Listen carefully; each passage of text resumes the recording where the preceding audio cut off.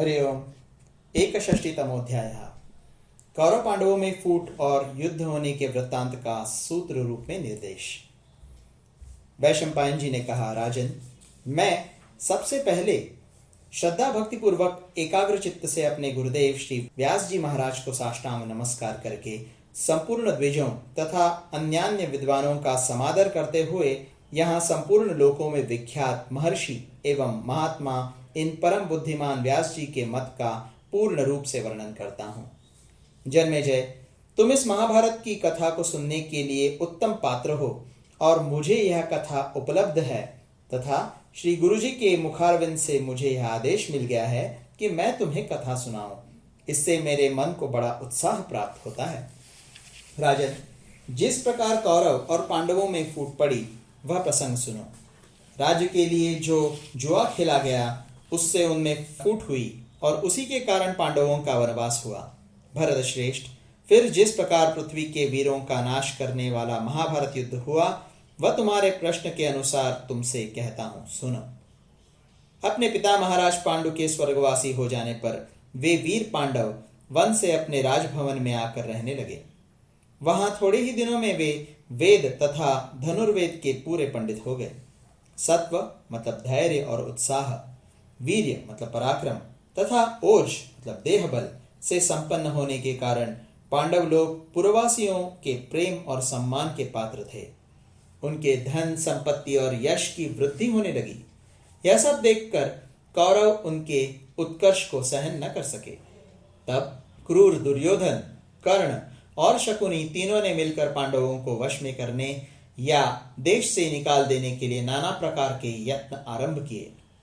शकुनी की सम्मति से चलने वाले शूरवीर दुर्योधन ने राज्य के लिए भांति भांति के उपाय करके पांडवों को पीड़ा दी।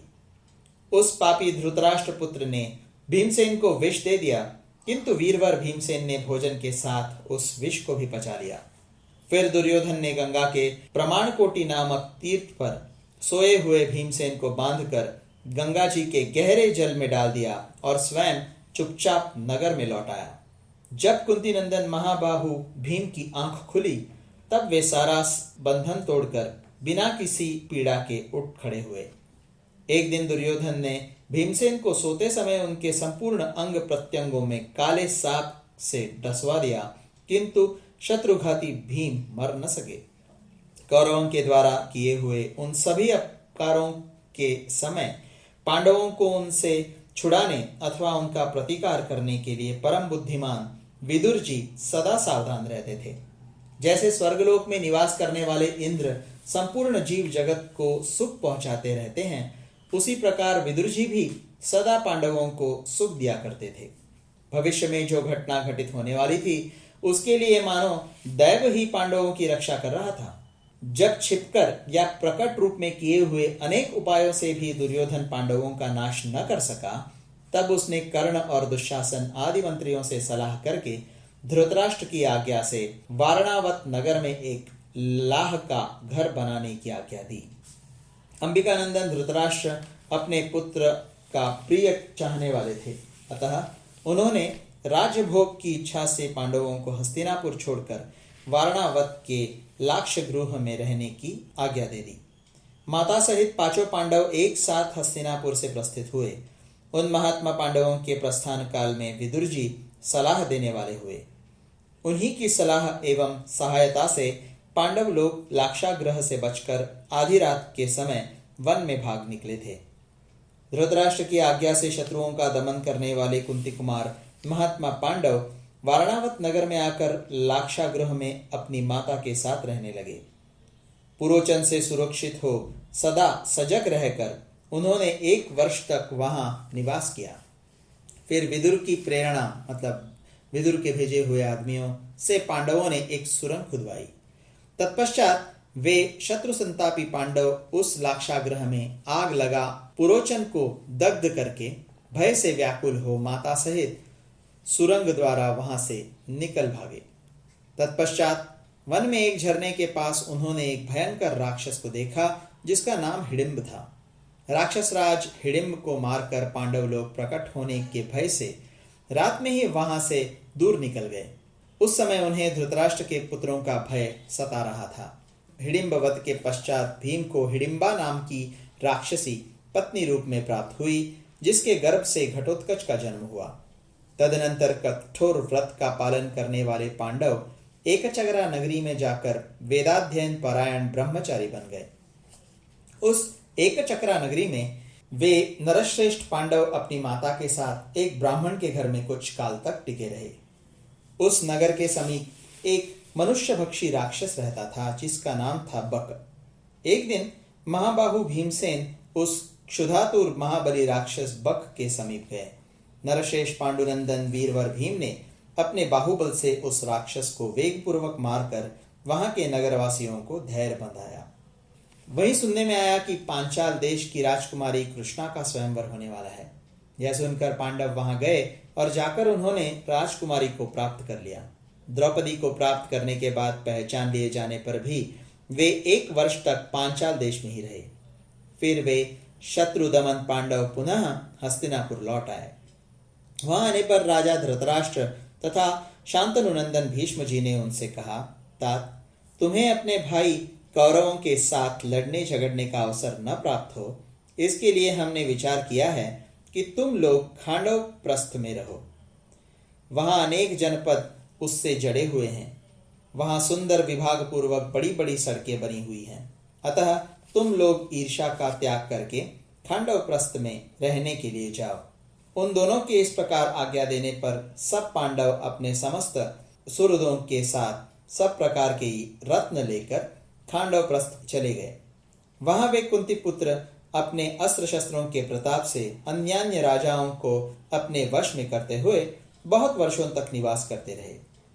इस प्रकार धर्म को प्रधानता देने वाले, सत्यव्रत के पालन में तत्पर तथा सावधान एवं सजग रहने वाले क्षमाशील पांडव वीर बहुत से शत्रुओं को संतप्त करते हुए वहां निवास करने लगे। महायशस्वी भीमसेन ने पूर्व दिशा पर विजय पाई। वीर अर्जुन ने उत्तर, नकुल ने पश्चिम और शत्रुवीरों का संहार करने वाले सहदेव ने दक्षिण दिशा पर विजय प्राप्त की। इस तरह सब पांडवों ने समूची पृथ्वी को अपने वश में कर लिया।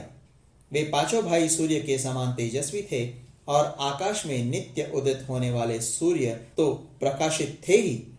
इस तरह सत्य पराक्रमी पांडवों के होने से यह पृथ्वी मानो 6 सूर्यों से प्रकाशित होने वाली बन गई। तदनंतर कोई निमित्त बन जाने के कारण सत्य पराक्रमी तेजस्वी धर्मराज युधिष्ठिर ने अपने प्राणों से भी अत्यंत प्रिय, स्थिर बुद्धि तथा सद्गुण युक्त भाई नरश्रेष्ठ सव्यसाची अर्जुन को वन में भेज दिया। अर्जुन अपने धैर्य, सत्य, धर्म और विजयशीलता के कारण भाइयों को अधिक प्रिय थे। उन्होंने अपने बड़े भाई की आज्ञा का कभी उल्लंघन नहीं किया था। वे पूरे 12 वर्ष और 1 मास तक वन में रहे। उसी समय उन्होंने निर्मल तीर्थों की यात्रा की और नागकन्या उलूपी को पाकर पांड्य देशीय नरेश चित्रवाहन की पुत्री चित्रांगता को भी प्राप्त किया और उन स्थानों में उन दोनों के साथ कुछ काल तक निवास किया। तत्पश्चात वे किसी समय द्वारका में भगवान श्री कृष्ण के पास गए। वहां अर्जुन ने मंगलमय वचन बोलने वाली कमल लोचना सुभद्रा को, जो वसुदेव नंदन श्री कृष्ण की छोटी बहन थी, पत्नी रूप में प्राप्त किया। जैसे इंद्र से शची और भगवान विष्णु से लक्ष्मी संयुक्त होती है, उसी प्रकार सुभद्रा बड़े प्रेम से पांडुनंदन अर्जुन से मिली। तत्पश्चात कुंती कुमार अर्जुन ने खांडव प्रस्थ में भगवान वासुदेव के साथ रहकर अग्निदेव को तृप्त किया। नृपश्रेष्ठ जन्मेजय, भगवान श्री कृष्ण का साथ होने से अर्जुन को इस कार्य में ठीक उसी तरह अधिक परिश्रम या भार का अनुभव नहीं हुआ जैसे दृढ़ निश्चय को सहायक बनाकर देवशत्रुओं का वध करते समय भगवान विष्णु को भार या परिश्रम की प्रतीति नहीं होती थी। तदनंतर अग्निदेव ने संतुष्ट हो अर्जुन को उत्तम गांडीव धनुष, अक्षय बाणों से भरे हुए 2 तुणीर और 1 कपिध्वज रथ प्रदान किया। उसी समय अर्जुन ने महान असुर मय को खांडव वन में जलने से बचाया था। इससे संतुष्ट होकर उसने अर्जुन के लिए एक दिव्य सभा भवन का निर्माण किया, जो सब प्रकार के रत्नों से सुशोभित था। खोटी बुद्धि वाले मूर्ख दुर्योधन के मन में उस सभा को ले लेने के लिए लोभ पैदा हुआ। तब उसने शकुनी की सहायता से कपटपूर्ण जुए के द्वारा युधिष्ठिर को ठग लिया और उन्हें 12 वर्ष तक वन में और 13वें वर्ष एक राष्ट्र में अज्ञात रूप से वास करने के लिए भेज दिया। इसके बाद 14वें वर्ष में पांडवों ने लौटकर अपना राज्य और धन मांगा। महाराज, जब इस प्रकार न्यायपूर्वक मांगने पर भी उन्हें राज्य नहीं मिला, तब दोनों दलों में युद्ध छिड़ गया। फिर तो पांडव वीरों ने क्षत्रिय कुल का संहार करके राजा दुर्योधन को भी मार डाला और अपने राज्य को, जिसका अधिकांश भाग उजाड़ हो गया था, पुनः अपने अधिकार में कर लिया। विजयी वीरों में श्रेष्ठ जन्मेजय अनायास महान कर्म करने वाले पांडवों का यही पुरातन इतिहास है।